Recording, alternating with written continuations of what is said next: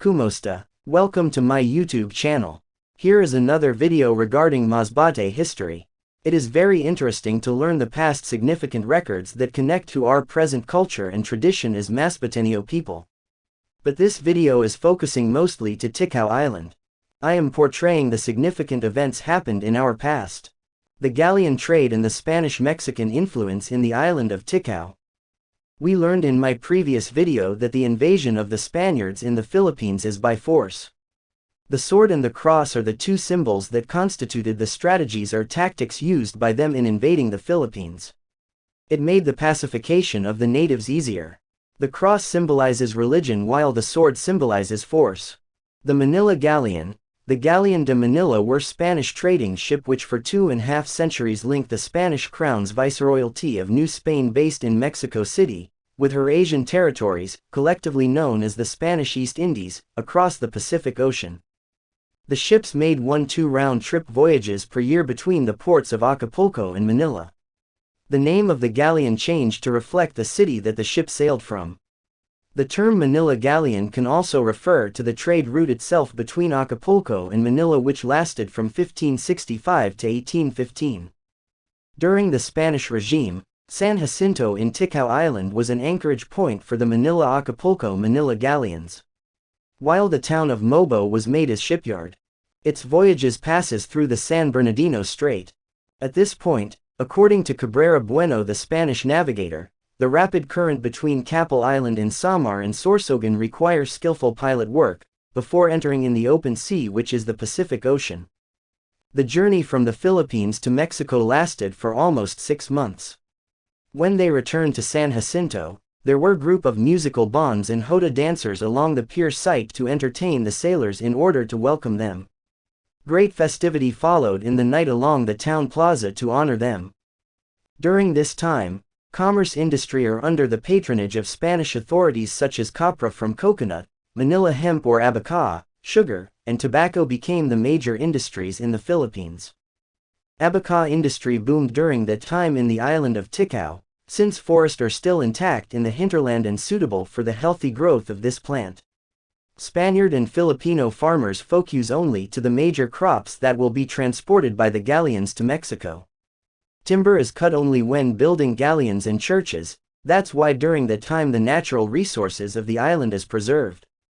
The effects of the galleon trade in the island of Ticao. There were several merchant nationalities that ventured during the galleon trade. They settled in San Jacinto, San Fernando, even in Monreal formerly Ago, and Formosa, and they intermarried some native maidens. Aside from that, some ships carrying various nationalities had been wrecked in the Sea of Ticao. The survivors lost their business capital and then settled and intermarried locals. That's why the people of Ticao are noted for fair complexion and well-formed noses, which they called mestizos. Some of them were the families with Spanish ancestry such as Alcantara, Don, Medalia, Alandogan, Mascareñas, Maravilla, Dejino, Guaita, Barsaga, Bardole, Almodal, Bueta, Villamor, Dilao, Lecky, de Levin, Baron, de Enla had mixed Spanish-Dutch and some had Japanese ancestry. Almoradji had Dutch bloodline, de Los Santos, Moya, Martinez, Esparez, Hardin, Espaloy had Spanish ancestry and selected family with Japanese blood, Almonte, Alteche, Lacer, Asejo, Marcos had mixed Spanish-American ancestry, Espinalia, Perez, Meteoro, Latada, Lumbario, Espinoza, de Humo, Rijuso had mixed Spanish-British blood, Bautista, Española, Clemente and selected Esperas family with Dutch ancestry.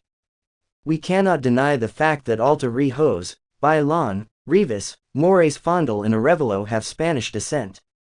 Some prominent families own tract of pasture lands in the island. There are also some Chinese merchants that are living in some business district of the towns, such as Chua, So, Li, and many more. Because of these there were very talented persons in the island at the same time their physical appearance showed foreign mixture.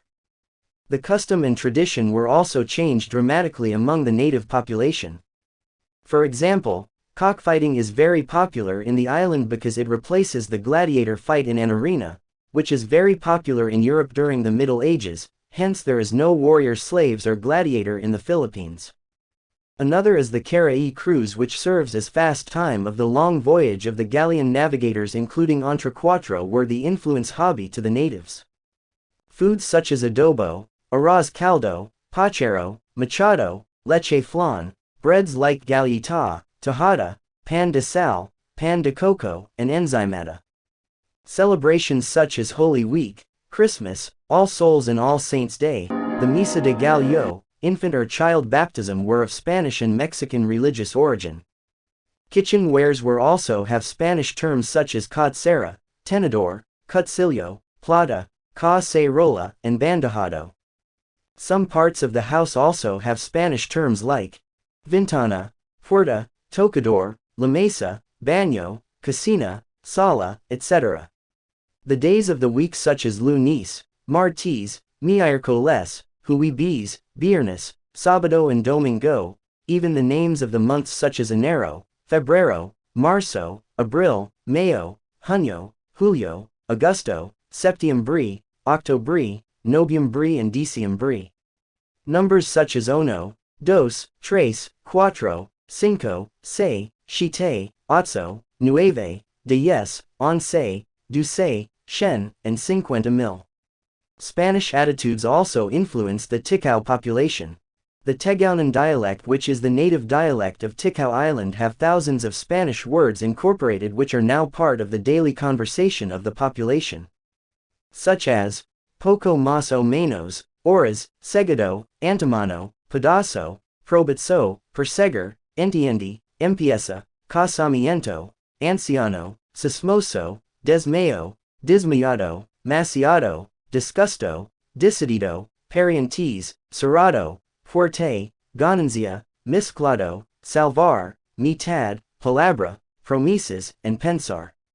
The islanders are not aware of the language they are using that have Spanish origin.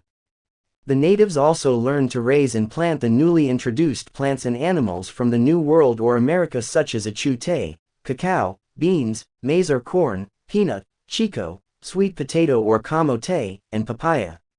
These plants were all from the Native American Indian that became the dominant crops in the island. They also raised cattle, goats, horses, sheep, chicken, geese, ducks, pigeon and swan.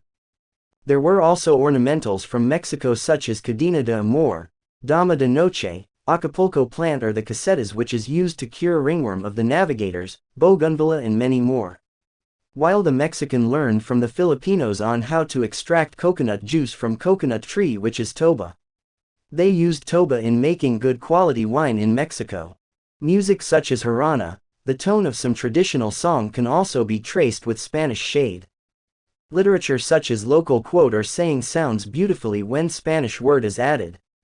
For example, mientras joven magsimica para omasenso, or strive hard while still young in order to succeed. Kun nag promisa, antimano, tumanon para di maglaom. When you promise, do it instantly, so that no one will await you unexpectedly. And temprano mag obra, dayan madali and descanso. Early work, rest earlier. All the stated historical accounts were taken from the different references such as Masbate in Galleon times, the Manila Galleon, the Philippines, a unique nation, and some were taken from oral accounts. Thank you for watching. Don't forget to subscribe. Gracias amigos y amigas. Adios.